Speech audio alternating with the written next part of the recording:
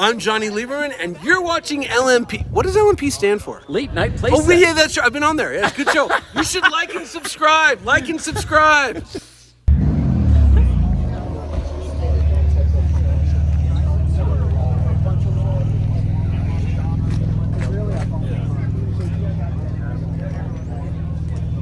Late night, woo! Let's get some subbies. I got no originality. I got nothing. Good vibes! Woo! What's up, you guys? Your churros were a hit. They're gone. Killed it. Nice job.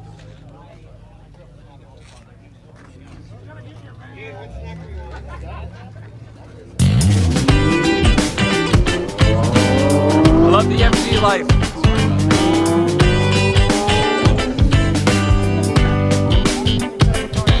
What's up? This is what it's all about right here. Right?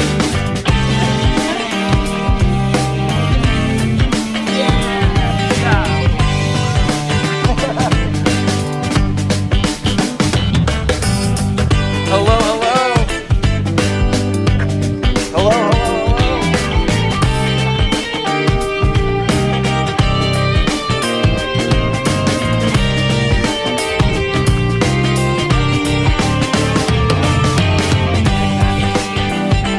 What's up, you guys?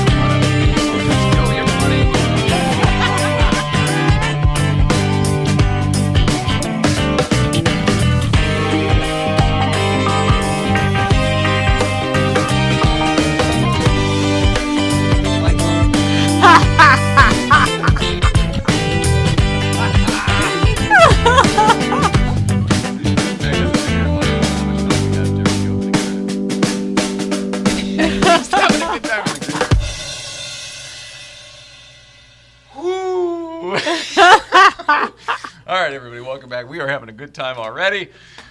This is the Late Night Playset. My name is Jay Ryan. There are buttons to push. There are things to remove, things to zoom.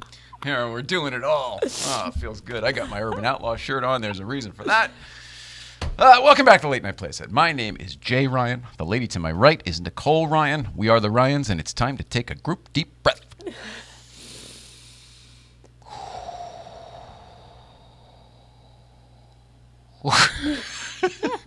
I actually feel better. That worked out well for me.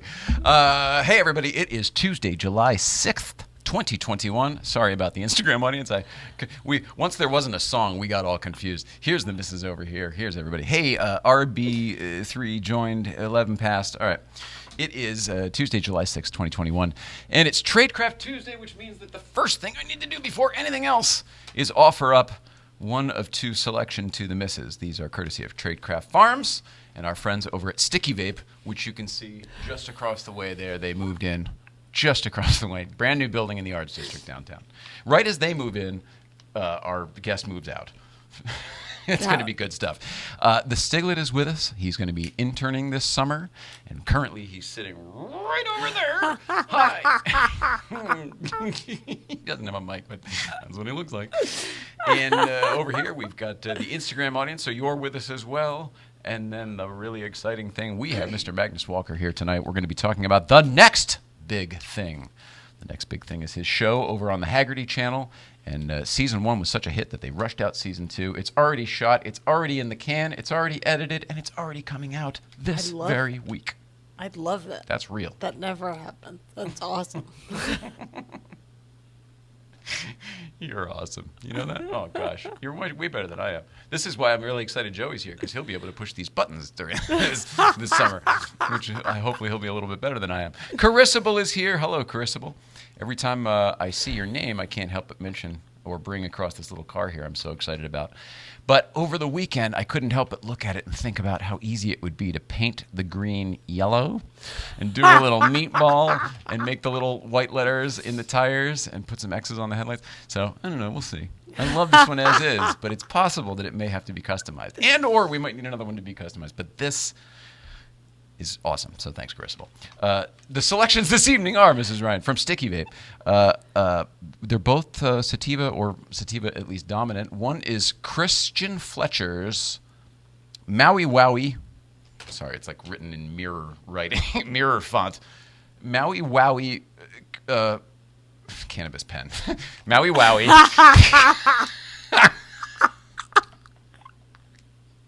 You would think I had some already.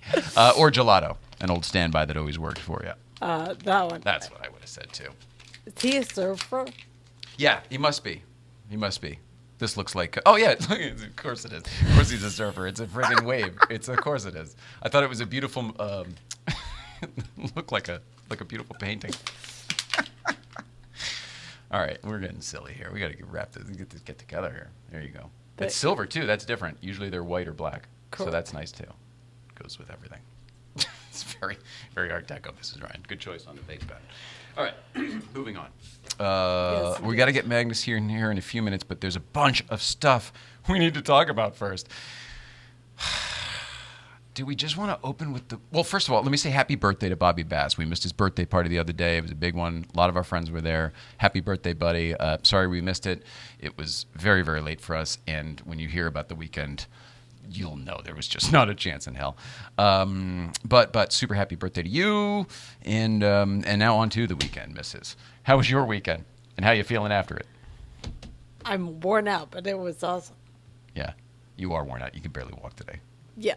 We had a couple good days, and then that's that.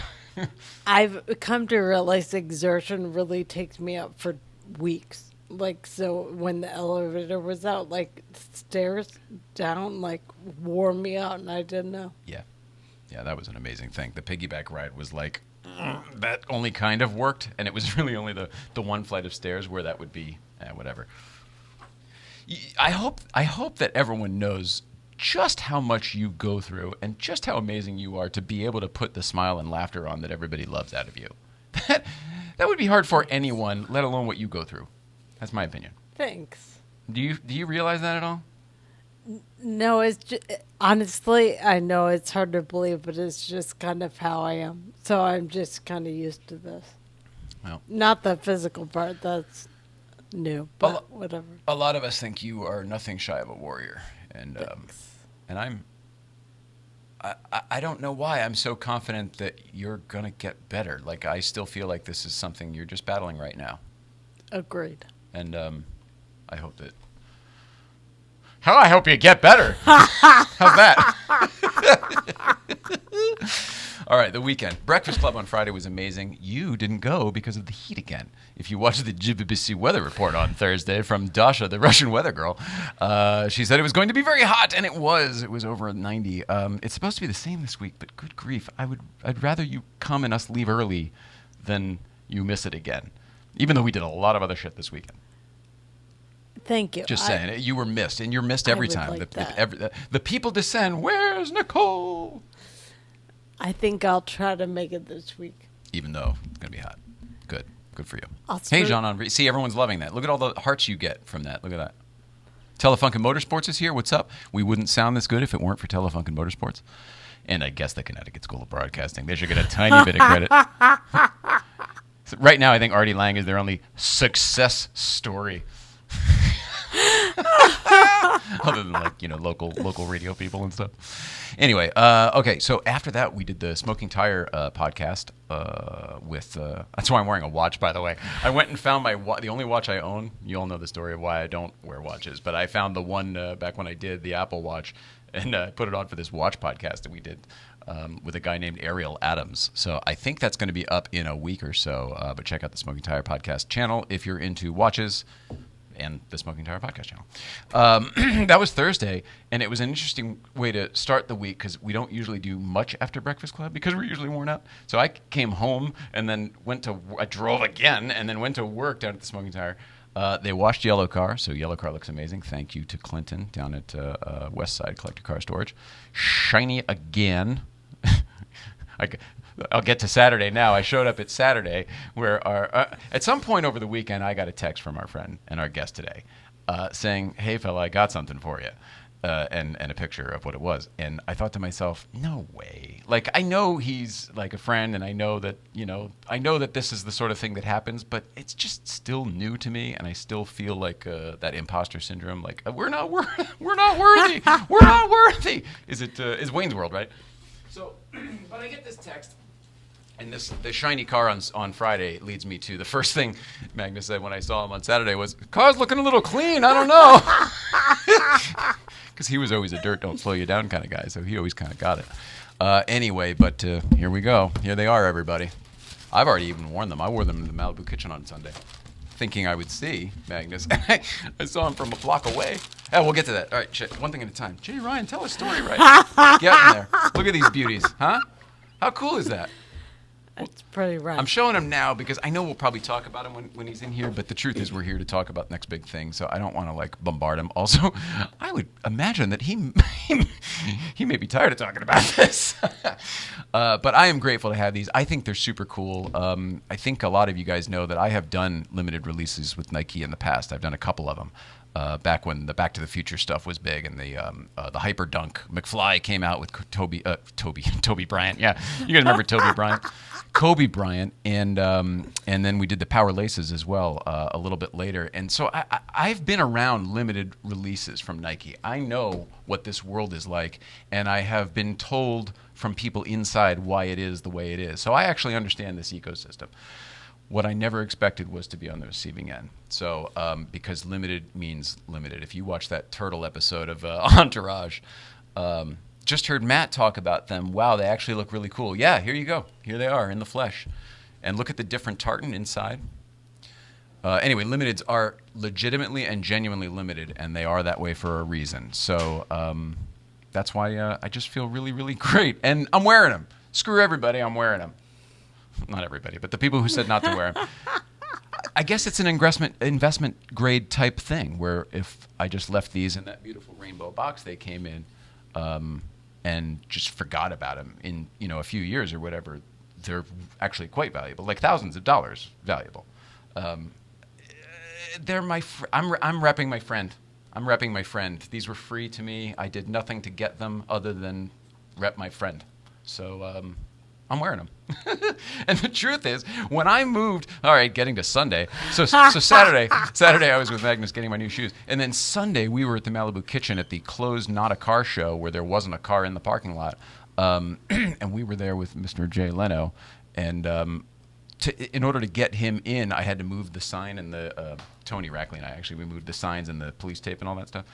And the what we thought were sandbags are actually bags of grain, like from a silo.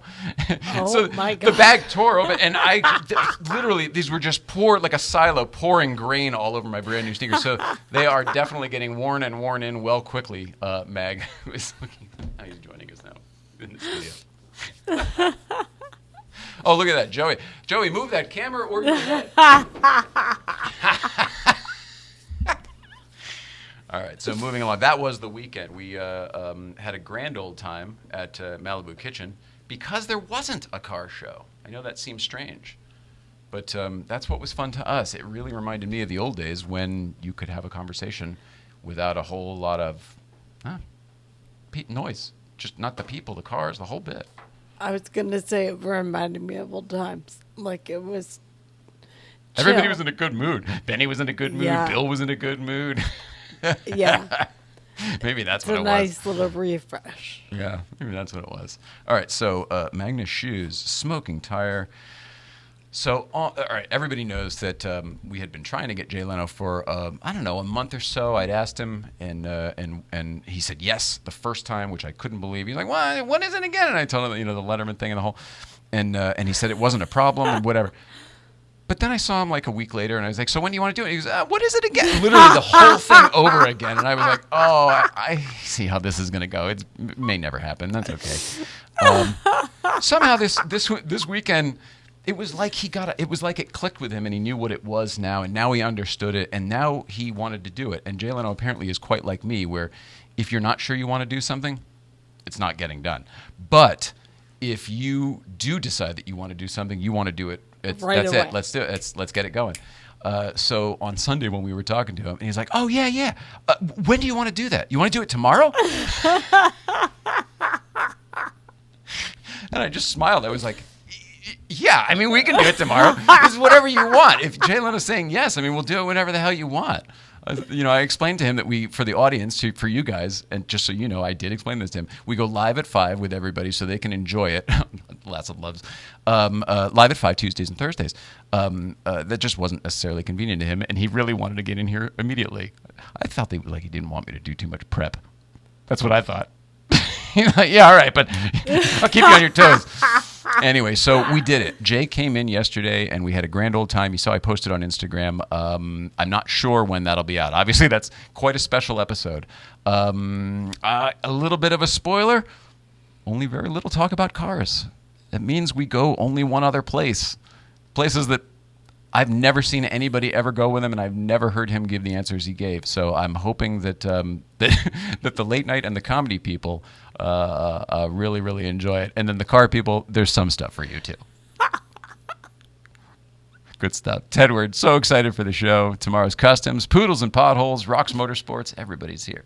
Comedy, and Dave. We talk a lot about Dave. That's all I'm going to say. And I can confirm, because this came up on social media, but I can confirm, yes, I did ask him if he actually hid in the closet.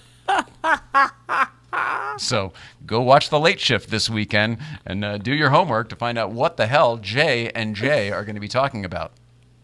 It's good stuff. All right. Are we good? Is that it? All right. Commercials time, right? That's my favorite part of the show. And then we'll get our guest in here. Joey, how you doing? Doing good. Yeah? Doing real Is this good. everything you hoped it'd be? Definitely. I don't. Is it seriously? What did you expect? Obviously bigger.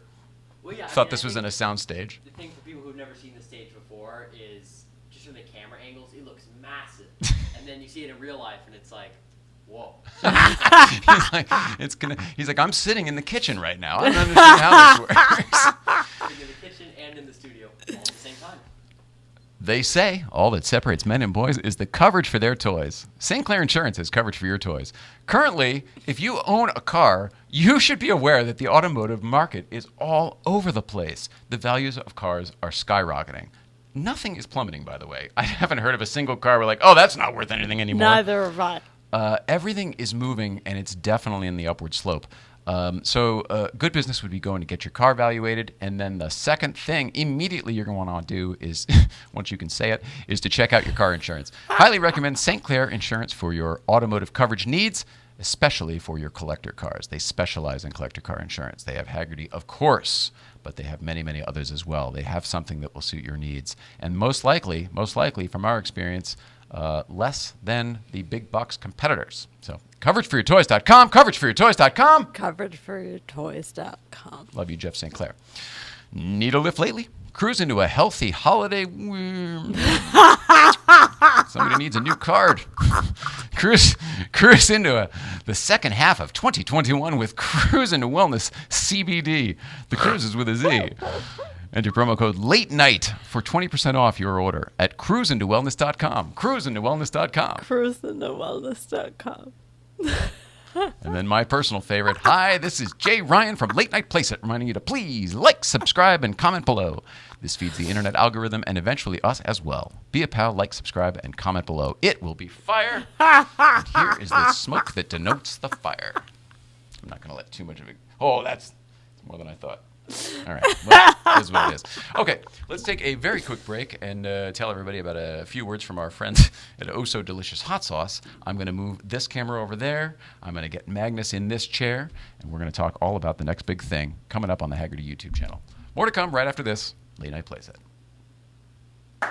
Oh, so delicious. It's the hot sauce made by Bears. Garlic and serrano mixed with love and care. You can put it on your eggs, pour it on your rice. It's great on a leg, it's better on a slice. It's oh so delicious. It's the hot sauce made by Bears. Oh, so delicious hot sauce. Great on everything except oatmeal. Get your bottle today at ohsodelicious.org. $1 from every bottle sold goes to the National Military Family Association.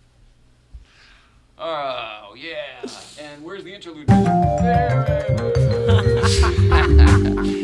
With that, I always forget that our guest likes to walk on because I have to give him the introduction. Ladies and gentlemen, the urban outlaw, you know him obviously from Breakfast Club, where he's most famous these days. No, the Nike shoe launch, the Magnus Walker coloring book. Here he is, my buddy, Magnus Walker.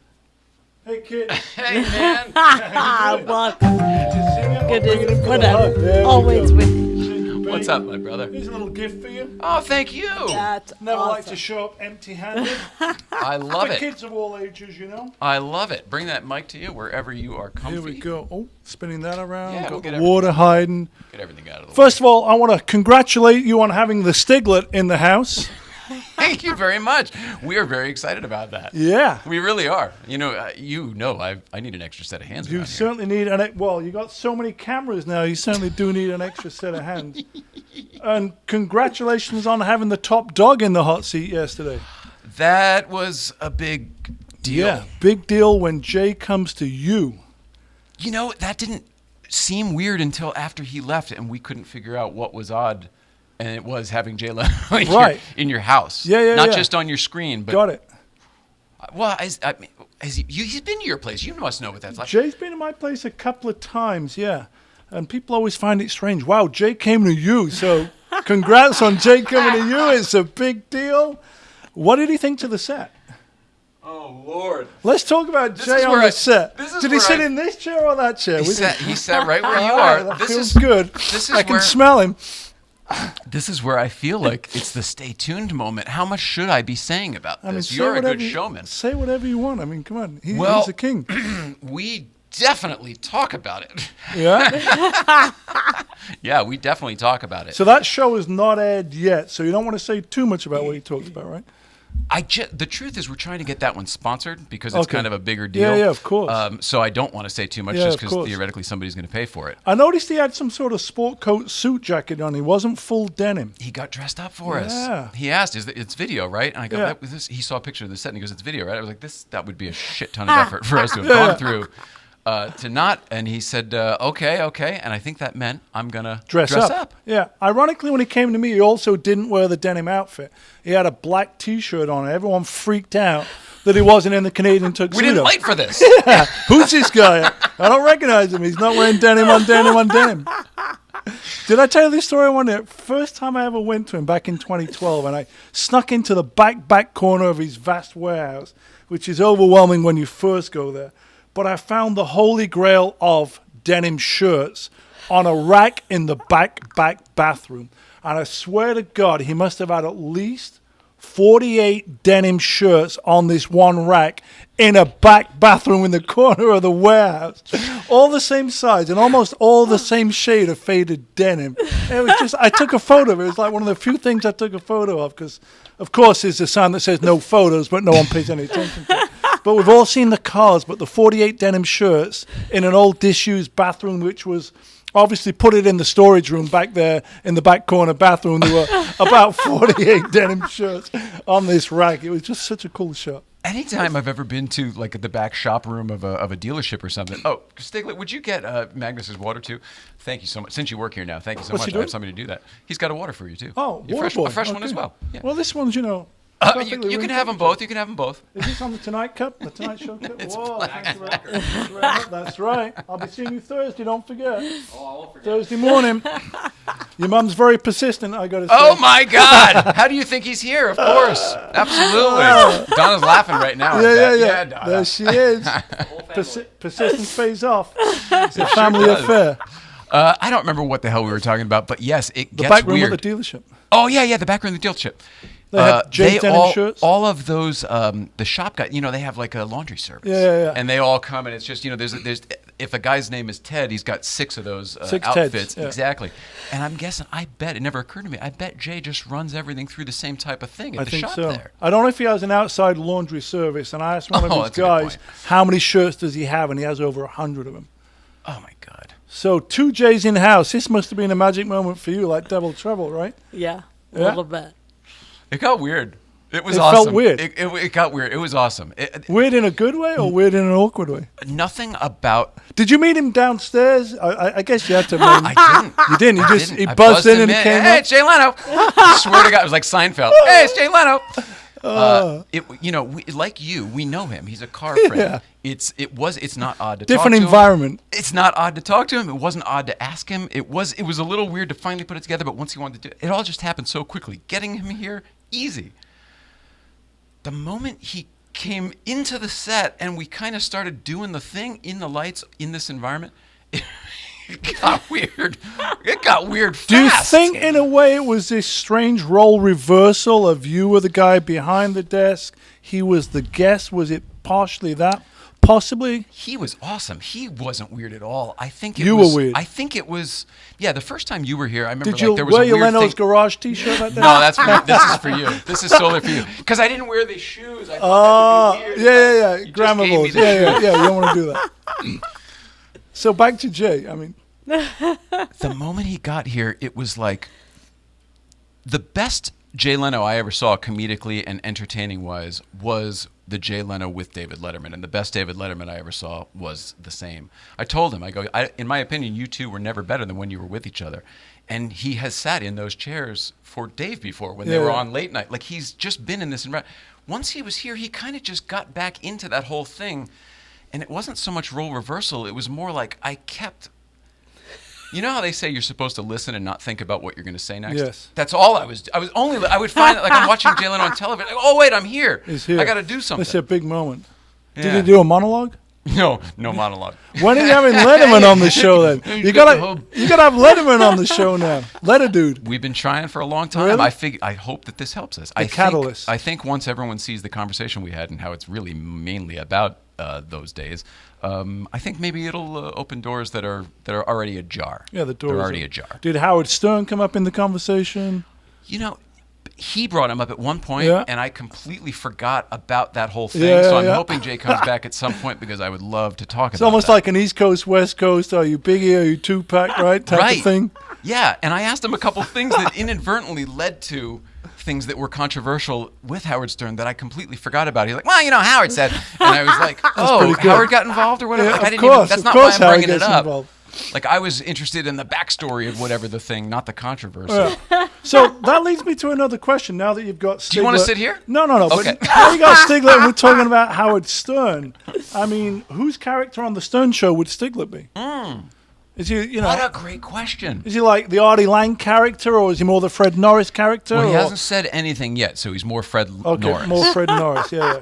I mean, he's Artie Lang, yeah. answered when spoken to, of course, but he okay. hasn't like chimed in Okay, like an okay. Artie would have. Okay, this is good. What do you think? If you Fred had to give Norris him at one. this point, I mean, I used to listen to Howard way back in the pre-Sirius days, and then I listened to him in the early Sirius days, and then I'm not really listening to much radio, but I follow him on the gram. So, of course, Oh. occasionally he crops up in the feed. He's on Instagram now? He's been on Instagram for quite some time. No, so I followed Beth. I didn't even Okay. realize she was on. You gotta I follow, like the kitty cats. The North Shore Animal League. I grew up with that. remember I grew up with that. But you got to follow Howie, because of course I just dropped right back into it almost at least 10 years later. They're still taking the piss out of Ronnie the limo driver. Oh, God. So, but Ronnie the limo driver's all white, grey haired, and he just looks ancient. Get out of here, dude. Exactly. And he's all Mr. NASCAR, right? Running the limo driver. That's right. He's got a pace car. He's got a pace That's car. right. You got the NASCAR jacket. Anyway. So I guess she's Robin in that equation, right? Yeah, definitely Yeah, okay. Robin in that equation. All right, You're well, gonna who are use the you? weather. Who am I on Are the you show? just you for being you're If I'm on the already Howard yourself. Stern show, that's a real good question. I don't know. You caught me out on I who am figure I you- on the Howard Stern I figure show? you're a Howard. No, you're Howard. No, on this one, sure, but I figure if you're Howie. I remember like in my little thing that you created, sure. oh, the Howard Stern show. He's still funny. He's a really good interviewer, actually. When I was a kid, like too young to be watching, he was on after Saturday Night Live. On the late Saturday that night. Channel 9 show Yeah, he yeah. always talks about. I grew up with it. 'Cause Okay. It was local out That of was real crazy, wacky Secaucus, stuff. New Jersey. It was ridiculous. They were just spanking each other and, Yeah. and telling dick and fart jokes. Yeah, over yeah. there. That was when Howie was big. You know, Is it Howie? Is it Howie now? It's Howie. It's Howie Stern? Yeah, I love it when when his mum and dad would be on the show. That would be like the best part. Howard. That's right, Howie.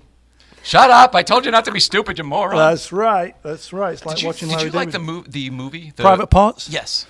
When Private Parts came out in the late 90s, I remember taking everyone that we worked with back in the Serious Clothing days to the premiere Come on. of the Howard Stern show. To Private Parts. I think at the Chinese Theater, because this was pre-satellite days, and he was on K-Rock or KR or KLOS, one of those stations. So we just listened to it all the time. And when the movie came out, we bought the book. We went to not the premiere, but the first week it came out. We closed the warehouse that afternoon, and we all went to watch Private Parts. It was great. Really, really cool. The reason I brought that up is because we just mentioned that Late Shift movie about Letterman and Leno. It's the same director, Betty Thomas. Yeah, did yeah, both. Betty so Thomas. It's even a lot of the same cast. They're all That's sort when he of had the sister book movies. came out as well. Private Parts book, the first I one. thought that was fantastic. I read that as a kid and was blown away. Yeah. It made me a Howard Stern fan. I think he's kind of underrated because everyone sort of got the Font Man stuff early on MTV days, the show He was you were still talking shocking, about. shock Yeah. jock. But you look at some of those interviews and the bands that he's had on. You know, I saw one the other day where he had the Foo Fighters on. They were replaying it from, I don't know, a dozen years ago. But some of the performances he had in the studio. I saw him one time where he had Ozzy and Paul McCartney. I saw that It was one. wrapping up with Ozzy and Paul McCartney came in. I don't think Ozzy had met Paul McCartney, but was obviously a huge Beatles fan. It was like, wow, bringing these people together. He was the catalyst for that and still is, I think.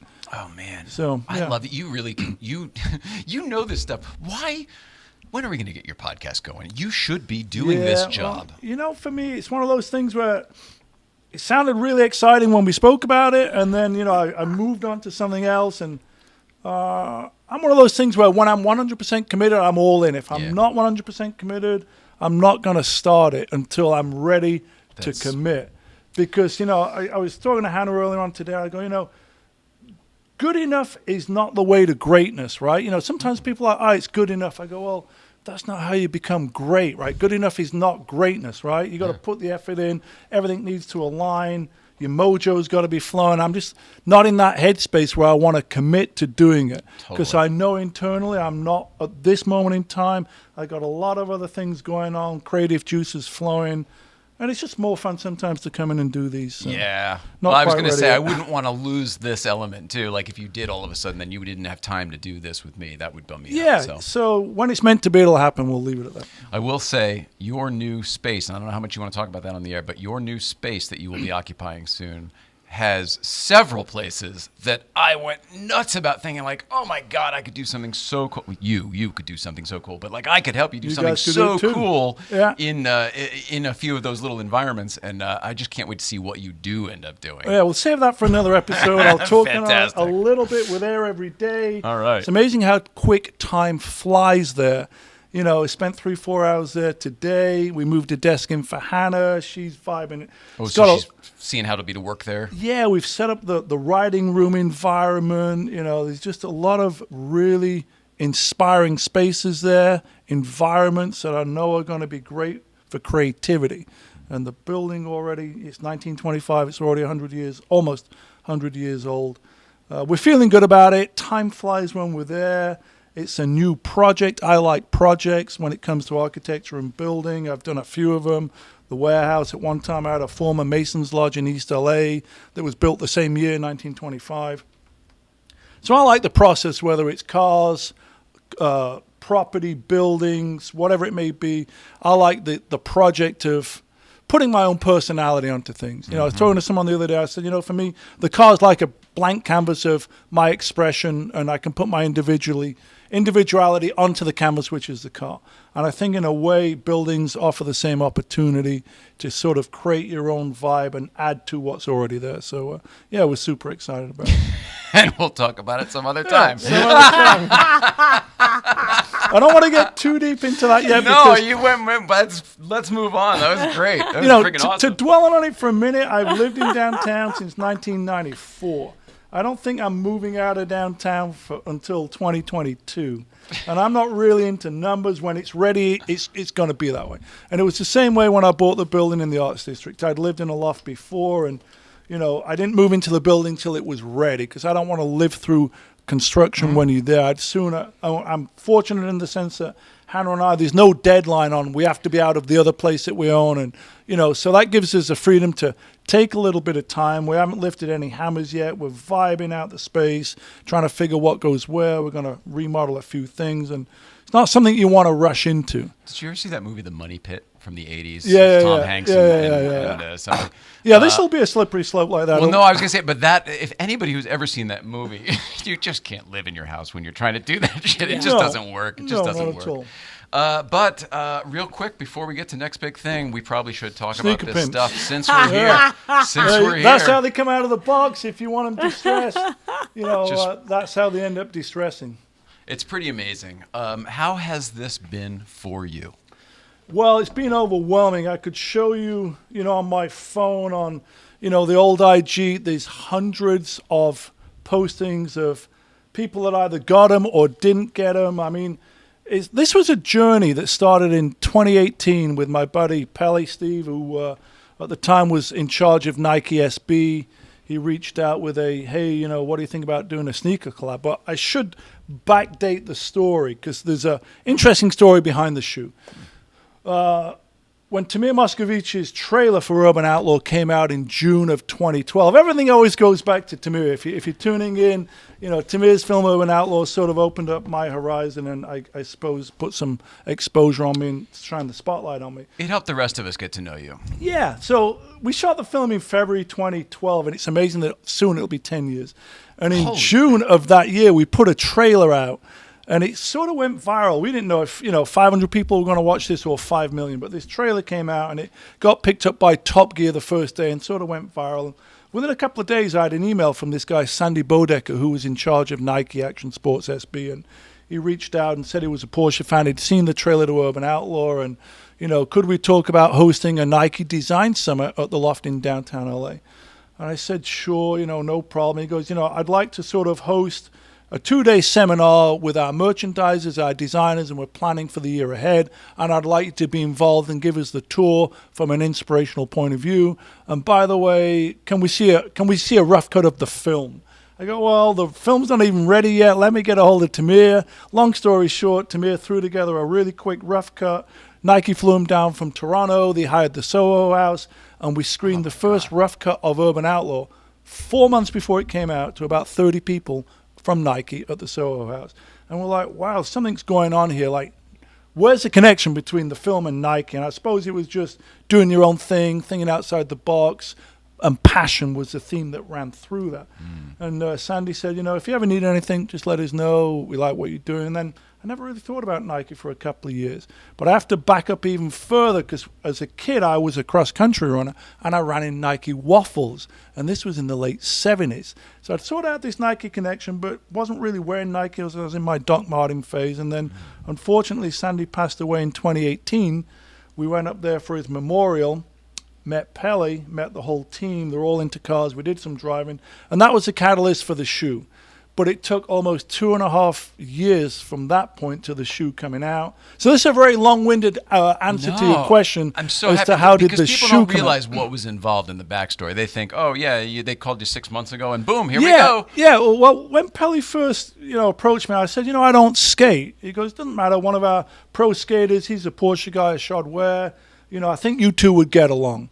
And that was the first conversation. And with Nike, it's such a big corporation. Didn't hear from them for 3 months, 6 months, 9 months, a year. I'd be still in contact with Pele. Is the shoe still happening? Yeah, it's still happening. We got to push back. And then finally he said, you guys should probably meet, myself and Ashad. And that happened right before COVID last year. Like, I met him on March 3rd or March 8th last year. A week later, went to New York, arrived in New York like March 11th. On our way to England, and then the whole world shut down. We came back to LA. And ironically, I did a sketch for the first outline of the shoe, and I dated it March 25th, 2020. And I only ever did 2 sketches. And Pele said, essentially, just do whatever you want, and we'll kind of scale it back. Well, the shoe didn't really scale back drastically. We went through a few different samples, changed a few things. But my whole thing was sort of bringing the punk rock elements like the tartan interior, and the goal was that the shoe will fade like the car does to its original gold, which is underneath the white dye leather paint that you see there. But the shoe didn't really change too much. So for me, this was something that was, I'd never thought about doing a shoe with Nike. It's like, how did that happen? It happened purely organically. But it's just been, I knew it was going to be big, and I knew a lot of the people that were into the shoe probably wouldn't know who I was or what my story was. So it opened up to a broader audience. Yesterday, Ashad and I ended up doing an interview with GQ. It's going to be like a 8-page fashion spread, because I think it was unexpected, the collaboration of the two of us together, based around, you know, obviously a common bond of adventure, skating. You know, it's an adventure. It's a free flow, freedom thing. You know, the connection with the cars, and then me bringing in my sort of aesthetics into the shoe. And then, of course, the shoe dropped, as the kids call it, and it sold out in about 5 minutes. And then, of course, you know, there's a lot of people that are disappointed that didn't get the shoe. Oh, And, yeah. you know, it's not like Nike gave me thousands of shoes. I actually don't physically know how many pairs Nike made. Right. It won't tell me. Right. How many pairs were domestic, how many pairs were international. The release was delayed, you know, certain parts of the world got it before we did. The shoes was available in certain sneaker stores. And then, of course, the infamous Sneakers app, where it's like a raffle, and I didn't know anything about this, you know. I just figured resale market. Yeah, well, not even that. Like, to buy it through Nike's sneaker app, you had to go online, submit, you know, your Oh, request. yeah, it's a lottery in its own self, right? You know, and it might have been hypothetically there's 5,000 shoes there, but 100,000 people wanted them. So the interesting thing for me is I had so many people come out of the woodwork that met me once who, you know, want a favor for a friend of a friend who's a big sneakerhead, and he lives in Timbuktu. Buddy, Can I get him a pair? You could be set up with weed for life if you could deliver 2 pairs of these things to your friends at Tradecraft down there. My you go. God, those There you guys. go. I can't. I told you the week it happened. I told you every correspondence we had. I said people are hitting me up left and right. I'm telling everybody because I know I've been down here. I'm not asking you, but I know everybody I know at least hinted at it. Yeah. At least hinted at it. Most people said, "Are you going to get them? What do you know? How's that going to go?" And if you get them, can I get them? And then a lot of people were really ballsy and said, "Well, do you know Magnus well enough, or are you comfortable enough to?" And I just, when you were here last, I think it was on the IG Instagram. Live. Yeah. But I told you that we were thinking that you might be underestimating this. Yeah. Do you feel that we might have been right, or do you You probably were right, because, you know, I don't want to pull out my phone and show you, but if you go on the DMs on the gram, it's 80% sneakers, you know, and everyone's doing some, you know, they're either pissed off that they didn't get them, they're super happy that they got them, they're doing a raffle, or they're doing something creative. Yeah. So it's definitely, you know, people are talking about it, people are engaged still to today. You know, so for me, this thing's got some legs. I'm already working on, hey, I've got a few other cars that are going to look great on a sneaker. Yeah. You know, so I'm already sort of thinking forward from it. But, you know, to sort of reiterate, Nike gave me a few pairs, not many in the big picture. And I've probably had at least 50 times more requests for the limited availability of shoes that I have myself. And then, of course, people thought, you know, they're coming out of the box, you know, really aged like this. And I just accelerated the aging process of mine. But they're coming out of the box that way. And the sneaker world's a little bit like the Star Wars world, that people are super fanatical about them. Like, some people are like, I'm not even going to wear them. I go, well, they're built to be worn in distress, right? You know, this is not like some holy grail thing. I knew the moment these came with all the different colors of laces, Yeah. I knew that the moment I untangled all those laces, it was like driving your car off the lot. Yeah. You know, I was, ooh, there it goes. There goes the dollar value on these suckers. Good thing I'm planning on wearing them. You get built to be worn. I so. wasn't planning on bending it the way you were, though, so I am going to need another. Yeah, you got to bend them up. Come on. I need another You pair. got to get them real supple, because now mine are super, super comfy. Can I go one further? I haven't had this style of shoe since they were making them this way with these materials. Like, it's been a long time. I've been a Converse guy. These are wicked comfortable, and Nike is hitting their mark with what they're doing here, in that I may go buy some more Nike shoes because of this. There you go. These are wicked comfortable. They're also super light. Everybody who sees them, the impression when you see a picture is that they're kind of old school sneakers, which Clunky. implies heavy, sweaty. Yeah. These are neither nor. all the modern materials just with that classic look, and I am super excited for mine. Yeah, they came out and I'm super really well. grateful. Well, I'm glad you like it. It's the first time in quite some time Nike had done a dunk with canvas and leather, and it's a deconstruction one, meaning it doesn't have a ton of padding. They're not super bulky, and they're super pliable. To me, things have to be comfortable, right? Yeah. You know, to wear all day long. You know, I'm still averaging over 10,000 steps a day in these. So, you know, they're actually pretty comfortable to do the steps in. I've just never seen the combination of materials and stuff, and it's super cool. Right, it came out pretty good. Yeah. So well done, well fun done. project, glad you like them. On to the next. Yes, but speaking of that, though, I mean, I are we know that speaking you of? have other on the shoes. I know that you do have other ideas. Is there a possibility of maybe more releases in the future, or is that kind of a pipe dream for the sneakerheads No, out there? I don't think it's a pipe dream. You know, those of you that know what cars I have, you know, I've got a few art cars that would lend themselves really well to, you know, to a livery that's inspired by the car on a shoe. Would be awesome to keep going with Nike SB or even possibly Jordan, because similar silhouette. So for me, it was a fun project. People seem to like it. I enjoy these creative projects. I'm sort of thinking I want to get back into the fashion world. You know, this is a sort of a way in. The GQ thing was something like out of left field. You know, I'm pulling How'd my that Blue feel? Steel Zoolander. It felt good. Well, you're like It was- Mr. Ralph Lauren with the other stuff, so Double like RL. GQ must have been like right on brand for what It's you're. kind of back in my wheelhouse, you know, from the clothing days that I started on the boardwalk in Venice in the late 80s. You know, I had at least a 20-year run in the clothing industry. So for me, it was not unusual to do that. It was inspiring to be doing something that was car-related but wasn't all about cars, right?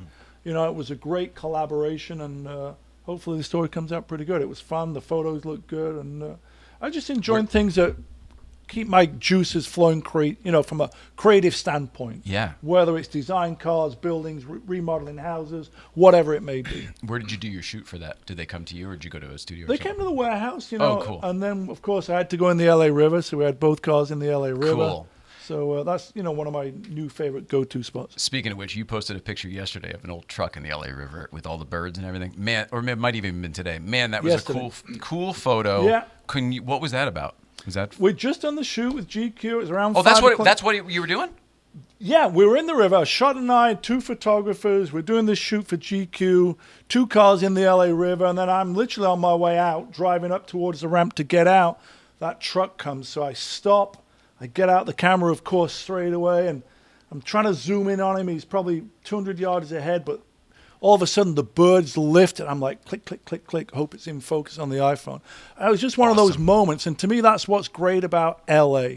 Those moments just naturally occur. Pop up. They just pop up. And like people are always like, how do you get in the river? Do you need a permit? I go, just drive in there. It's no big deal. Don't worry about it. Just go do it. And obviously I'm not the only person who's doing that, because I've seen some cool stuff in there. You know, I'm not just talking about Grease, you know, from back in the 70s, or Gone in 60 Seconds, Batman, that's a Terminator, good one. Yeah, whatever's yeah. shot in Terminator. the LA River, right? Still to this day, people are just cruising down there, or they're shooting content, or they're doing a video, or they're doing what I'm doing. So to me, it's like not far from where I am. It looks iconic, and occasionally something just comes at you. You get out your camera, your phone, whatever it is, and the birds lift. I'm like, oh, what a cool shot. That's So awesome. that was it. That was yesterday at 5 o'clock in the river. That's the coolest. Yeah, LA story. The reason you're here is the next big thing. No, I'm here 2. to see Stig. You know, make sure the Stiglett is working. I'm here to soak up the aura of Jay, who was here yesterday. You know, that's why I'm here. It's fun being here. I mean, you said, do you want to do it IG Live? I go, no, nothing beats the studio. Like, like we've done a few of these things on the IG Live. It's not the same as face-to-face with all this stuff around. Like, you know, I'm in New York here, right? So It's everything, right? Yeah. We blend into the beautiful Yeah. downtown Burbank. Yeah, I see that. You were one of the first guests here when we kind of had, you know, this stuff was here, but like party lights and, you know, just kind of, this was an idea. This was just an idea. The ideas evolve. And you and Hannah, you were both so generous with your time and your energy.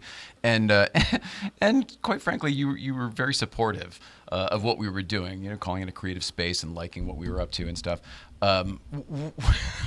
You mentioned before about you can't really get to greatness from good enough. Right. And how do you feel about this? Are we on our way? I mean, you guys are on your way. I don't know. You got almost a dozen cameras and iPhones and pads. I mean, I'm up to number 5 there. I mean, what is it, like total. an 8-camera setup 7 here? total. Yeah, I mean, with this the Instagram audience. This is greatness right here. We're on the gram. We're on the YouTube. I mean, I got to say, once again, congrats on getting Jay here. I mean... Is that a bigger deal than I'm giving it credit for? Because Yes I and feel... no, in the sense of Jay is super approachable. Like, I met him for the first time probably in the 90s, 25 years ago, in Woodley Park, Van Nuys, at a British car show. And it was literally like probably 94, 95. So he's always been approachable. But it's amazing how not too long ago, Hannah was doing something for Bloomberg and she got Jay on. And they were amazed that she could get Jay on. So, in a sense, we see him and he's just a regular guy. And that's the greatest thing about him is he's approachable, he's knowledgeable, he has the time, he's never standoffish. So from that point of view, it seemed completely natural that he would do it. But from the other point of view, to certain people are going to go, this is a big deal. You had Leno on your show, right? Yeah. You know, it's a big deal. Came to your house. He came to your house. He's been in your dining room. Yeah. It's weird. You didn't even meet him on the street. You buzzed him up and he found his way here. He did. It's a big deal, so congrats on that. It's almost as big a deal as having the Stiglett here. It's not quite that big, but it's big. The Stiglett's going places. The Stiglett's going places. The future. The future's right there. The future's right there. You know it. Your mama did good. Well, now that that's out of the way, secondly, you came here to talk about the next big thing. Yeah. The next big thing, season 2. It suddenly occurred to me that it's premiering on Friday. You know, like this time around season 2, season 1 happened really quickly. You know, it was an idea in October. And then Hagerty told me, we don't have any more money, we can't do it. And then 2 weeks later, they called me back, said, yeah, we can do it. 2 weeks later, we were shooting. We shot it in December. And then it aired in January. It was only 6 episodes. And it ended like middle of February. Yeah. And they said, okay, we're going to do season 2. I go, okay, I'm ready to go. We're on this momentum, this roll. They go, well, it's going to be third quarter. I go, third quarter? That's like, 4 months away. So we had all this time in the world to prepare for it. And this time around, season 2 ended up being 10 episodes. Oh, so that was good. And I shot 5 of them on the East Coast. The first one was in Boston. And then I shot the other 4 in and around New York City, Jersey, tri-state area. Beautiful. And then 5 episodes in L.A. But the New York ones we shot back in, I guess we shot them in May, almost 2 months ago. Took 2 weeks off and then shot the L.A. one sort of end of May, beginning of June. And now we're in the final edit stage and doing a little bit of voiceover. So we had all this time to sort of prepare, and then it seems like time is flying, right? We're already in summer. Yeah. It's just flying through. Everything my parents and grandparents said is true. The older you get, the quicker it goes. Yeah. And finally, I'm like, the show's out on Friday. I got to, sort of start preparing for that. So I'm super excited about it. Season 1 is Friday, and we're shooting this Mercedes 1984 Mercedes 500 SEC AMG. That wasn't the car I'd originally planned to shoot. I was planning to shoot an Aston Martin Lagonda, and we had 2 of them, and everyone goes, you're never going to find one that runs. I go, what are you on about? We'll get a spare. Yeah, we got a spare. We got 2 that runs, right? How bad can this be? I had this whole vision of like British supercars that never really reached the peak. So I was doing 2 British supercars as the next big thing. An Aston Martin Lagonda and a Jag XJ220. And I had both of them lined up. And literally like 2 days before we were supposed to shoot, both of them went away. Like the Jag wasn't ready, and the Aston Martin Lagonda, of course, wasn't running, or wasn't running enough where we could drive it around the block. So the Mercedes stepped in to be the hero, and that's the opening episode of the show. And then we're going to flip-flop from a New York episode to an LA episode. Oh, I love that. Yeah. Back and forth. So it's not all like, here's 5 on the East Coast and here's 5 on the West Coast. I find it hard to believe that an XJ220 really qualifies to be the next big thing. I mean, that was a big thing when it came out. It's never really not been a big thing. There's only so many of them. Yeah, It's like saying, and the Ferrari Enzo is going to come up too one of these days. The next big thing is not the next big budget thing. Anything can be the next big thing. And of course, it's just my opinion, right? Yeah. So, it's... So the next thing people are going to talk about, the next hot ticket. Yeah, these are all about, obviously the Lagonda, the Jag XG220, my buddy got one, Mr. Enthusiast, and I'm just like, I want to drive it. So, hey, let's throw it out there. You don't really see him that much. You never see him on the road because they're probably not that reliable either, because my buddy's wasn't ready, and he bought it as a running, driving car, but of course... Was it right before the Ford years? Yeah, I think so. I think it was. First of all, that car was coming out with a 12-cylinder engine, then it ended up being a 6-cylinder engine. Everyone knows that story. And my buddy was like a running, driving car. It just needed some basic maintenance and hoses and tires. Well, apparently the tires aren't available. He had to ship them in from England. He's got the one. Oh, it's got those custom wheels. That's yeah, right. So all of a sudden, like that wasn't available. But the next big thing is not the next big budget thing. It's just a lot of it is cars that I actually want to possibly own or at least drive. And I always say you don't have to own them to experience them. True, so, it's a combination of probably 75% of the cars on season 2 I sort of tracked down, found the owners or knew the owners. So it's everything from a Gen 1 Boxster, which is still a sub $10,000 car. Awesome. So you can pick them up for $5,000. Until your skateboard buddies get a load of that. Now forget it. No Boxsters available in this country. You know what I always say? If there's something you're thinking about buying like this, just go buy it right. Don't wait until it's no longer affordable. But for example, a Gen 1 Boxster, it's 25 years old now. So that is potentially the next big thing, right? I remember, oh, God damn, 25 years old. 25 years old. So episode 1 is a Mercedes That's in and what around New Stiglett York. drives, by the way. A Boxster, I know. Well, A Gen 1 Boxster. back to the Boxster story, sort of how I met the Stiglett was his mum was in contention to be on the show. I wanted specifically... because I know who you did choose. Yeah. She was going to be one of them. Okay. So I specifically requested, hey, we need a female owner of a car on this. We had one before on season 1 with the Jag XJS. So female Boxster owner will tell a great story. The Stiglett learned to drive in the Boxster, right? That's correct. So it was between the Stiglett and his mum and this other person who turned out to be a PCA driving instructor. So I shot with her, which turned out to be a really, really great episode. Yeah. So to me, it's all about cars that are slightly unloved, possibly under the radar, possibly upcoming. The second episode is 2 Ferraris. Obviously, everyone knows what Ferraris are, but for me, like season 1, I had the Ferrari. Does everyone? I think everyone knows what a prancing pony is, a Tifosi. But I'm still torn between, I kind of want a 308 GT4, or I want a 355, or I want a 360. Yes. So season 2 is like 355 and 360. One's like the end of the wedgie era, the 355, and the 360s, the beginning of the modern era Ferrari swoopy design. So I got to do those back to back. They're basically within about 10 grand of each other. Yeah. So they're still somewhat affordable. So that's episode 2. Episode 3 is the M Coupe Clown Shoe. Another car that's sort of, obviously, the fanboys know what that is. Yeah. But it's still slightly under the radar. Episode number 4 is I go visit Steve Saleen and drive his Fox Body Mustang. Oh, good which grief. is That's an unloved Mustang to certain people, even though the Fox Body bros will go, dude, what are you on about? That's always been cool, right? That's a pretty cool experience, though, to go to Steve Saleen's and drive his. Yeah.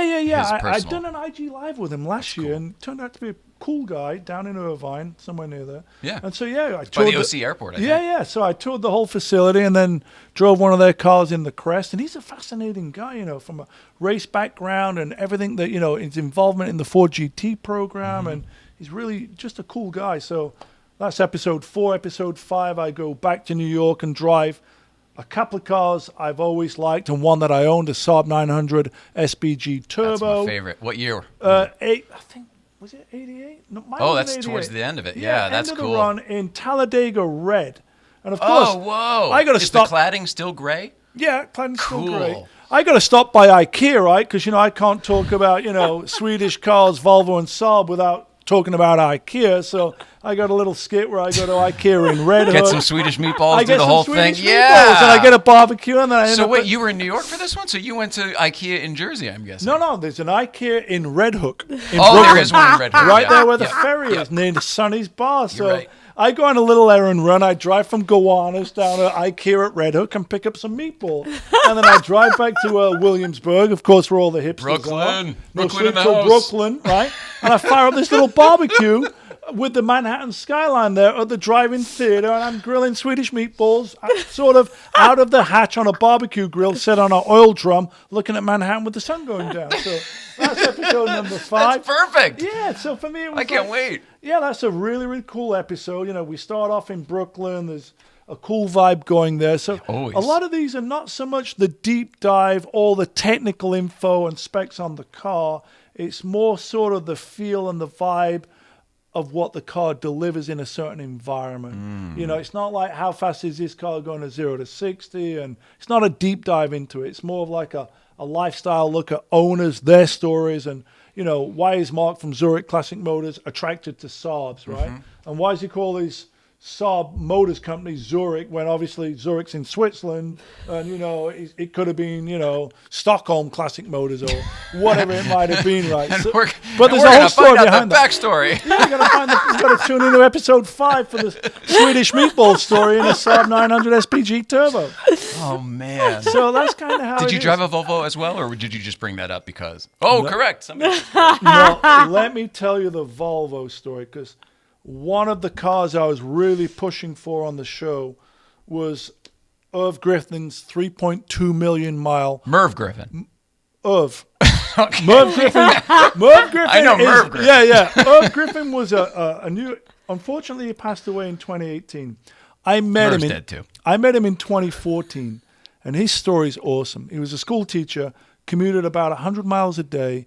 He bought a 1967 Volvo P1800. Oh, my God. He's the original owner of the car. Red one, right? Red one. It's gone through, depending on which story you listen to, 2 or 4 engine rebuilds, but still the original motor. Yeah. Rebuilt once. I met Irv back in 2014 where Volvo started documenting high mileage cars through the dealership warranty books. And he always had his car serviced at the dealership. And by the early 70s, he'd done over 250,000 miles. So it was documented over the past 40, 50 years, reached a 1 million mile mark. And then he sort of became a Volvo brand ambassador, because talk about a great endorsement for a car. One owner, Guinness Book of World Records, highest mileage, non-commercial, privately owned car. It's amazing. So when I met him, he was doing some promo in LA for Volvo. So unfortunately, he passed away, and I said, I really want to drive this car. And the car is now owned by Volvo itself. They realized the significance of the car. They ended up acquiring the car from his family. And I ended up driving the car with his mechanic. The mechanic said I was the first person that had driven the car since Irv had passed away. So for me, it was like this full circle thing where it was actually a pretty emotional shoot. I was going to say, there's a lot of heartstrings I'd going on met the guy, here. yeah. He literally was filming on my street in downtown LA. And I just went out there, and he was just such a cool guy. And then I heard he passed away. It was kind of a sad story, obviously. And everyone I've ever met from him said he was just such a cool guy. And people know the car. Like, I was driving that car somewhere in Jersey. It was raining that day. I remember the crew was all upset. I go, this is going to make it even better. It's going to look more cinematic in the rain with the wipers going and water coming up and everything. And I remember at one point we were setting up cameras, and this journalist pulled in who was driving some Jag E-Pace or something. And he said, is that Irv's car? I said, yeah. So people know him. They recognize him. Yeah, they recognize him. And that's what was one of my favorite episodes that we shot. So that's in there. And then my buddy Phil, Mr. Enthusiast, he'd bought a Maserati Shamal and a Ford Escort Cozzy. So that's one of the episodes. And then I end it with the MP Baja Bug out in Boston. So it's kind of covering a lot of bases, from, a Ferrari to a Baja Bug to a 25-year-old Gen 1 Boxster to a 3 million mile Volvo. This one is a really eclectic group. Yeah, it's a pretty eclectic group. And of course, our buddy, I cannot talk about the show and not talk about Paul Kramer. I was going to say, I didn't hear that one in there. I didn't hear it in there. Well, it's in there right now. I'm saving the best for last. His quirky 80s Isuzu Impulse. He's going to be like episode number 9, I think, where we drive to the Good Vibes Breakfast Club, as you know. That's right. That was fun. I forgot that whole story was, hey, I want to show a little bit about my lifestyle, California culture. One of the favorite things I love doing is obviously Friday morning, drive up to Newcomb's Good Vibes Breakfast Club. So I'm like, we got to show a little bit about that. I'll meet Paul at the bottom, and then Paul went on this 25-minute monologue ramble. And I realized, hey, we're going to have to cut this back because the show's only 10 minutes. But I just asked him a couple of questions, and he rambled. And I said, I'm not going to stop him, because somewhere in here, there's going to be some gold. He got the matching watch on that day, and he was just in love with that car, which is mint. So, yeah, it's that's going to be, I think there's something for everyone in season 2. There's some high-end cars, there's some low-end cars, there's some quirky cars. There's a Class 11 Baja Bug that I drive off-road. So hopefully there's something for everyone. I like that you brought the Isuzu Impulse, like the quirkiest car in the world, to like the quirkiest group of people in the world up at the Good Vibes Breakfast Club. It was All a are perfect welcome, match. right? We have a match. All are welcome. All are welcome. And Paul's such a cool guy. So, it was just, when he first got that car, however, 6 months ago, I'm like, this has to be in season 2. So Really? Yeah. Because it was funny? Because you actually liked it? Because It you was wanted to put big- Paul I- on TV? Like, I what was was the... No, I was interested in the car. I didn't know much about the car. The car's unique. It stands out in a sea of paint to sample GT3 RSs that love to turn up at the Good Vibes Breakfast That's Club. true. And then That's before you true. know it, there's half a dozen of them, right? And they all look the same. And then Paul shows up in the Impulse, and he's the only one, right? Only one And for everyone's looking at miles. that because it's mint. So for me, it's eclectic, and I was interested in it. Yeah. Has nothing really to do with, yet again, how fast it is. It's just that's a very unique car that stands out at a Cars and Coffee. What it was for me on that particular one with him is, it's implied that would be an impulse buy. Yeah.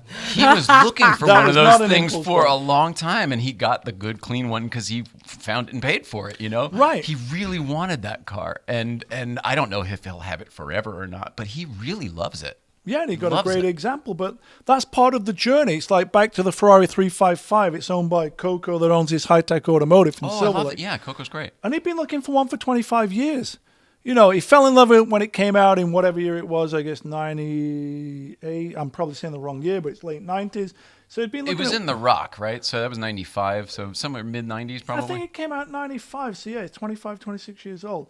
And he saw it at the LA Auto Show. He was That there was with it, his me dad. too, yeah. I remember the whole story. I go, what took you so long to find one? He goes, I couldn't find the right one. I didn't want a red one. I wanted one that was manual. I didn't want the The F1, paddle don't shift want one, that, yeah. F1. Didn't want that.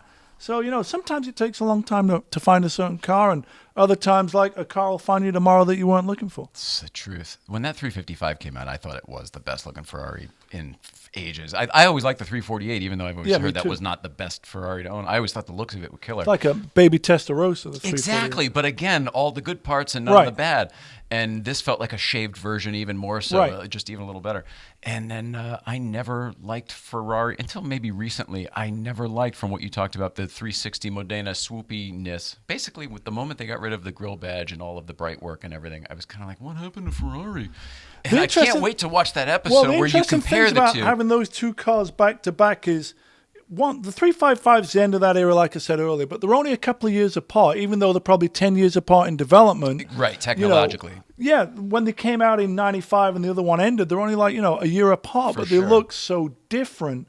And the 360 is a bigger car. When you put them side by side, it's a bigger car. Well, that's what I was going to say. It looks like an air-cooled and a 996 next to Yeah. each other, and that's the comparison it sort of feels like as well to me. And on paper, there's not a lot of difference between them. The weight's similar. The 360, maybe it's got 25 more horsepower, but you feel it when you drive it. But for me, at the end, it was like, I still go back to the 355. Looks better. If only I could transplant all the 360 mechanicals Yeah. into the 355, which I'm And the sure. reliability, right? Yeah. Well, here's back to the reliability. You can't have a conversation with the 355 without someone talking about, to do a timing belt worst service, one. It's the you've got to worst take one. the engine out. And I go, well, yeah, that is true, but I think the scenario is this. People buy that car, they don't drive it, they stick it in the garage, it's got no miles on it, deferred maintenance. Then they sell it. The next person that buys it on has to deal with all that deferred maintenance Facts. because it hasn't been driven. Facts. Then the motor has to come out. The people that I've spoken to that actually own them and drive them say it's like any car, right?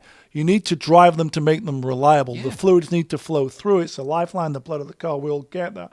But I think Ferraris suffer from they don't get driven like Porsches get driven. So low miles. mileage ones, things crack, seize up. Then you got to do the engine out. Ferrari solved that problem with the 360. Finally, they're like, oh, why do I have to take the engine out? We'll just take this, cover off and we can access it through behind the seats. So they solved that problem, but yet still, Such a good point. I think just any car needs to be driven, right? I always said that about the 996s. I guess 997s too. But whenever the IMS worry was Yeah, going yeah. on 10 years ago or whatever, it was like that sounded so to me reminiscent of all of the Italian, British, earlier German cars. In the old days, like, if you don't drive it, nothing's getting used, nothing's getting lubricated, nothing's getting exercised. Right. And then, of course, it's going to fall apart. And it seemed to be then later in life, it sort of found out, it was the 996s that weren't getting driven. They were sitting, and then Right. someone would go beat the piss out of it. And then So I feel like maybe that's just anything in general, anything mechanical in general. Sure, that was like me Friday when I drove my 96A up to Newcomb's, that 92 on the black one. What happened? I thought that was fine. I've driven it in about 4 months. I'm like, I just want to go drive it because the car's set up pretty nice. I had Stable Energy set it up because that was my New York car. I bought it on eBay in New Jersey, and I parked it on the street in the East Village when I was spending all my time in New York. And then I shipped it out to LA, and I seldom drive it. But it's a great driving car. Out of all the front-engine, water-cooled, transaxle Porsches, that's the one, other than the 928. So anyway, I'm driving it, and I push it more. I'm really in the zone. I'm in the zone. I'm like carrying a lot of speed. I got up there relatively quick. I got up there a little after 8 o'clock. I'm the fourth guy there. I park it. I let the engine run for a little bit. I get out, take a walk around, which I always do. And I see this little coolant leak. It's little. I look at it, I go, okay, I'm walking away from it. Straight away, someone comes up to me, tells me, hey, your car's leaking fluid. And then before you know it, there's like 4 people telling me my car's leaking fluid, and yes, I know it. Everyone's panicked. Yeah, and the fluid got pretty big. Hey, does Magnus know? Because I could tell him. Yeah, exactly. Yeah, even though people saw me looking at it, so they knew I'd seen it, but they still got to tell me, hey, the car wasn't overheating. But when it got there, the radiator purged some fluid. So I was there about... the overflow. The 944s did that too, that kind of overflow thing. I was there about an hour and a half, and I put some water in it. I spoke to Paul Kramer when he showed up in his 944. His did it. That's why I said that. His did it too recently. His did it, but his was air conditioning fluid. Mine was coolant from the radiator. So anyway, I go, well, this could be iffy. The crowd's there. Everyone's like a hack mechanic going to tell you what's wrong with your car, right? And I go, I don't want to be, I don't want to be going down on a flatbed from the Breakfast Club. So I waited. I put some water in, went back, started up first time, and I just drove it back, no issue. But that was kind of a sign to me as the problem sometimes when you have too many cars. It's not always easy to keep them all exercised at the same time. But I made it back to downtown, no issues. So I'm just laughing at the behind the scenes. It reminds me of the movie Airplane. And I was like, that's funny. Magnus doesn't usually stay this long at Breakfast Club. Yeah, I'm just waiting for the car. That's funny. He doesn't usually hang out for 6 hours. That is such a funny way to look at that whole thing. I'm always looking at temperature gauges. On that car, it got up to like almost 3/4 in traffic on the 5 trying to get to the 2. Then the fan kicked in, it came back down. It never got above halfway there. So it didn't overheat. It didn't run hot. It was just purging through. But of course, there's that feeling of, I don't want to be the guy that's calling a flatbed up to Newcomb. 35 miles up a mountain road. Well, yeah, first of all, your phone doesn't work up there, right? So you got to wait for someone to go back down and then call it up to you. And I did that for someone once. Once I was in the Crest, and this kid had broke. It was a crazy situation. He was in a Jeep of some sort. And for some reason, his lug nuts were all untied on his wheels. It made no sense. I don't know if the guy was stoned or whatever. But anyway, he was stranded in the Crest. And I ended up driving down the hill, calling AAA. They said they wouldn't go pick him up. I go, you know what? Put it on my card. I've been with AAA for 25 years. No, we can't do that. So I go, let me talk to your supervisor. I said, having been with AAA for 25 years, I've got whatever the plus premium is, blah, blah, blah. I go, this is just not satisfactory service. Yeah. It shouldn't matter. You should just go rescue this kid. It's getting dark. Right. He's going to be stranded up there. And they ended up getting him. I never saw the kid after. Well, because you guilted him into it. I mean, there was you kind of have to, though, right? Once you made it a liability issue. Look, this is on you, AAA. I've broken down so many times. Every Jag, including both of the E-Types that I own, my infamous Memorial Day on a Friday afternoon on the 10 freeway at 4 in the afternoon when it was 90 degrees, waiting 2 hours for AAA. I go, so, That sucks. Yeah, I've been there so many times. You get to a certain point, like sometimes I'll call them for a tow and they go, we can't tow you there. I go, what are you on about? You can't tow me there. We have to tow you to an independent specialist. I go, no, I need you to tow me to my own place. Yeah. And sometimes you just got to step up and say, I need to talk to a supervisor. Yeah. Because if you've been there for 20, 25 years, you're paying for a service that they're not always giving you. Let's leave it that way. So. It's hard these days. It's hard to find good help. You got the Stiglett. What are you on about? Everything comes back to the Stiglett. This is his first day. He's just auditing. Yeah. He came here on he got a good guest. Yeah, it seems to be doing pretty well. There he is. Stiglett, do you have any comments? I mean, that's quite the story, gotta say. Yeah, quite the story. How are things going on your show?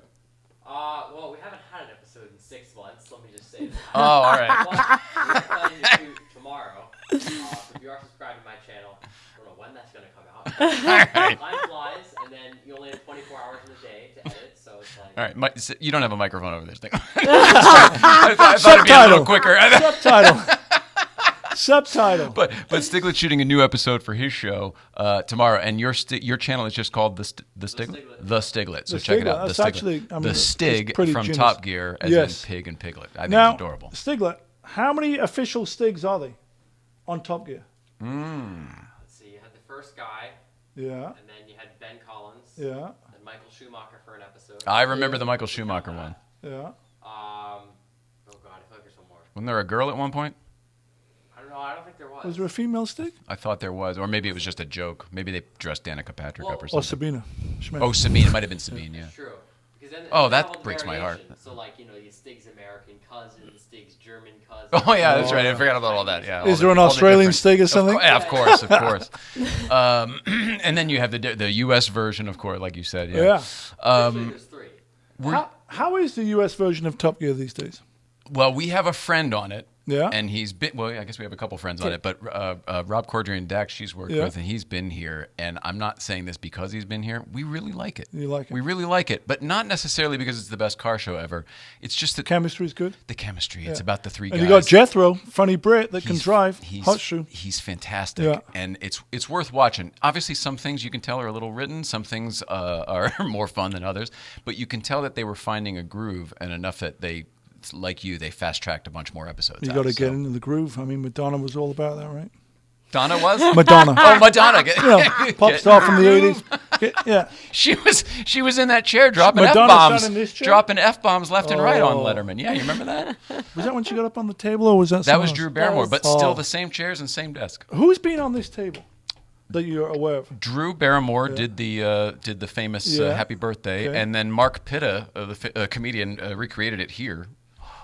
The Drew You know Barrymore what? bit. Courtney Love did it too. Courtney Love recreated it the year later on the desk, like pretending to be. Have you had Drew Courtney Barrymore. on the show? No. I mean, I think that would be We're good. in our own home here. Oh, boy. Yeah. I mean, I would be open to it because she's Courtney Love, yeah, and I she mean, could I be actually great. really liked her music. I thought that whole thing was fun, but she's a bit of a train wreck. I don't know how that would work here. It'd be great. Yeah, let's Yeah, do it. I think it'd be Let's great. do it. Were you a whole fan? Well, that's what I was just Skin, saying. Malibu. Here's I the mean, weird thing. Do you sing the song when you go to Malibu Cars and Coffee? You know, the whole song Malibu? No. You guys don't sing that when you're driving there? I put the Beach Boys on it. We don't even have a radio. You don't have to. You just, sing along in your head. Did you like Nirvana? Were you a Nirvana fan? I was, but I never saw them. Even though I was in LA at that era, I never saw them. But you liked the music. I liked the music. Oh, it never spoke to Really? me. Yeah, it didn't speak to me. I didn't get You were too whatever much of a it was. Backstreet Boy or something? What the? Yeah, that's me. What were you listening to that you weren't a Nirvana fan? Oh, I would humiliate myself if I tell you what kind of music I'm into. I'm Come on, into no like one's paying attention on Bruce, this show. Come on. Bruce Hornsby. Is like I like stuff like boy. that. I'm like into Kenny G? deep people. No, not the music. The deepness of it. I like the stuff behind it. So Bob Dylan. Stuff like that. Okay. I'm a deeper kind of guy. You listen to the words, the lyrics. This is the weirdest. I never do. I can't believe you just brought this up because I've never told that. She's the only person in the world who knows this about me. Well, I'm we have three people watching I'm half this. autistic on the on the spectrum for sure, and I have a weird musical ability where I can play any instrument. Give me an instrument and I can play any song I've ever heard. I can just sit down at a piano and start playing. I'm one of those guys. I can just do it. You're half right. I never, ever, ever heard or could register the lyrics of songs because I heard every musical track and my brain heard those and I knew they were singing and the one with whatever and I could kind of he says something like and it was like the Charlie Brown. Yes. Wah, wah, wah, wah, wah, wah, wah, wah. Talk bubble. And then when she got sick and for the first time in my life I started experimenting with medicinal cannabis. I'd never been a weed guy, never been a pot guy. One night I started crying. I got so emotional. What I'm trying to get to, all of a sudden I could hear the lyrics of songs, and I started literally. What was the first song you heard? Can't remember. You Can you remember. believe that? I can't remember. But ever since then, now I can hear and remember lyrics and all that stuff, and it's not like I need to be high to do it. Like it unlocked something that I never had before. Well, that And was It's good. it's a weird thing. So I didn't have any lyrics back then. I Me didn't know neither. it. I don't really follow the lyrics. I'll follow the guitar and the vibe and That's the it. sound. The energy, the groove, Yeah, the you know, drive. like some people are like doing the drums or playing the bass up high or down low. For me, it's the groove of where they Yeah, are, the where those groove. guys were when they're doing what they're doing. Somehow I feel like I can hear if it was fun when they were recording it, if they were having a good time, or if they were hating their guts, each other's can tell. guts. I don't know if I can or not, but I feel like I can. And something energetically, I don't know. Who knew you were so musical, right? Oh, yeah, okay. Well, that's a weird thing. It came so easily to me that I didn't pursue it. Okay. It's You didn't have to work at it. No, it was weird. Stand-up comedy, maybe? That feels like it would be very hard. And now this is the closest I've ever Yeah, gotten. this is sort of like a comedy show, right? You've done the time. Is there anything we should mention that we didn't? Is there anything we got to plug that I forgot? No, I think you plugged the Magnus Walker Yeah. comic book available from Fireball Tim Mr. Publishing. Fireball Tim, yeah. Coloring He's been here book. since you were here I last. know. He's quite a character. Yeah, you can buy that. I mean, it's $9.99 on that thing called Amazon. You can get it in a couple of days, and it's for kids of all ages. That's amazing. Yeah. The Nike shoes are a blowout. Nike Shoes, Next Big Thing, Season 2. new Hagerty's YouTube channel, Friday, 9 a.m. Oh, 9 a.m. they launch. And is it one a week? Is that how they're coming? One a week, as far as I'm aware. So, that runs me through to September. Hopefully we get picked up for Season 3, I mean. Yeah. I'm already working on some other show ideas. I've got I like was gonna a ask. dozen show ideas that I think, might be interesting. Concept cars that never got made, art cars. I got a whole list of things. Art cars would be fun. Yeah, I think I love art the cars. BMW art yeah, car program. I think there could be an episode or a small Can I series. come with you if you do those? I want to Yeah, go see for the art sure. of the Warhol car. and Yeah, all it'd be that awesome, shit. right? There was that Yeah. exhibit at the Peterson Museum probably 2 years ago with the Couple years BMW ago. cars. So yeah, that'd be cool. Next big thing, Nike, more Nike, new house. Oh, just new cars. You have any new cars? The Turbo, I think, was the last thing you had bought. The 991 Turbo. Well, I can tell a story about that if we got time. Sure. There is the key to happiness right there. Oh, that's what we're driving today. I drove what are it you today. driving today? What are you driving today? Let me tell the story about the 991 Turbo S. Okay. We got time for that? Sure.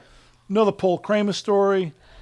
Another Good Vibes Breakfast Club story, actually. Friday morning, I'm talking to Paul, bending his ear. I'm thinking about 997 Turbo. Oh, that's right. We were talking about Bit that. of a daily. Paul goes, I got the car for you. He goes, it's not a 997, it's a 991. I go, I'm not interested in a 991. I'd never really lusted after a 991. I'd driven It's a them. 991 Turbo S. It was the top dog of It was the. a top dog, yeah, but for me, it's an expensive car. It's a six-figure car, right? It just wasn't really in my ballpark. It's I just meant I didn't think it would be in your interest. no. Well, I'm a goal-orientated collector, and the goal is to have one of every generation of 911 and one of everything Porsche's ever made in a sports car. So front so it engine, does mid-engine, check a rear. box. It checks a box. It's a low-priority check, but there's a box that needed to be checked. And I don't buy cars in chronological order. I'm up to, I'm up to a That 9. would be a pain in the ass. Yeah. But some people will, right? Some people only buy black cars, red cars, True. white cars. So I've dipped my toe in the water-cooled era. I got a GT3, 04 GT3. That was the first one I got back in 2016. Then I ended up getting Aero Kit Gen 1, 99, and then a King of the Hill GT2. I go, 997 Turbo just kind of feels like a bit of a daily looking for. Anyway, Paul goes, I have the car for you. He goes, this is the perfect car for you. I go, what is it? He goes, one owner car, lifelong LA car, delivered to Walters Porsche in Riverside, same owner, 162,000 miles on it. I go, okay, what do you want for it? He goes, well, it had a sticker price in 2014 of $193,000. But wait, there's more. It's in the He's selling knives over there. chopping it up. He goes, 50 pages of invoices, the prior owner commuted from Newport Beach to Beverly Hills every day or something like that, freeway miles, 50 pages of receipts. He replaced the transmission 2 years ago at 120,000 miles. Apparently the guy didn't like to use the brakes. He just downshifted, Sure. slowed the car down, Sure. went through the transmission, replaced that. He goes, it's pennies on the dollar, literally pennies on the dollar. So I went down there to drive And it. 991 is a PDK. That's a PDK transmission. It's 991 Turbo S is PDK. 991 Turbo, you can get a manual. Okay. So I go, I don't really want a PDK. It's a glass sunroof. It's a rhodium silver metallic, red interior. It's a rollout color. But I got to go look at it because it's so affordable. Actually, I saw you. I was with you that morning. And you're like, oh, you'll never believe what I'm doing. So I drove down to the OC. Pinstripe Chris was there. I go, let's go for a drive in this thing. We get on the 55. I floor it. I looked at him. He looked at me, and like it just felt underwhelming. But then I looked down, and we were doing triple digit, but there was no drama. But I went back to Paul's, and of course, I had to buy it, even though I didn't need it. No. And I wasn't like super mega excited about it. And then when I drove it home, I'd drive it and I'd get out of it. I wouldn't look over the shoulder. It had no personality. I was jokingly referring it to as like a grocery go-getter, fast grocery getter car. It just didn't, it was comfortable and it did everything great, but there was no engagement, it seemed. That's the kind of car, it feels like it rolls out the red carpet for you. Yeah, I mean, it drives up the crest really quick, but it's not quite as engaging. And I didn't regret buying it, but I wasn't fully in love with it. And everyone was like, oh, that's like the King of the Hill car 7 years ago. I go, yeah, but it doesn't have a ton of personality. But here's where things changed. H and I took a drive to Moab, Utah. Went to this thing called Easter Jeep Safari. Let's drive the turbo there. And we drove it back the scenic way. We went through Arizona, Flagstaff. We did 800 miles in one day. Oh, my gosh. And we stopped a couple of times, did some scenic photos. We got a speeding ticket in the middle of nowhere. Got pulled over by a cop. And then, we managed to get home in 12 hours. There was some traffic delays. And this is when I finally realized what this car is about. 12 hours in the seat. We got up. We got out of it. We weren't aching. Your legs weren't numb. Your back wasn't sore. My ears weren't ringing. And I go, this is where this car excels. Try that. Plenty fast enough up the crest. You can cruise in bumper-to-bumper traffic like I did getting here. The hour drive to Santa Monica, if you're doing it, it's not that unpleasant in that car. So it just ticked all the boxes. And finally I realized this is where this car excels. It's like the jack of all trades. Yeah. So that's and what, like you said, no drama. Fast as can be, no drama. Yeah, so that's what I drove today, and without Paul Kramer, I wouldn't have the key to happiness right there. You've gotten a few. The GT2 was an auto kennel car too. GT2 was another great Paul Kramer that story.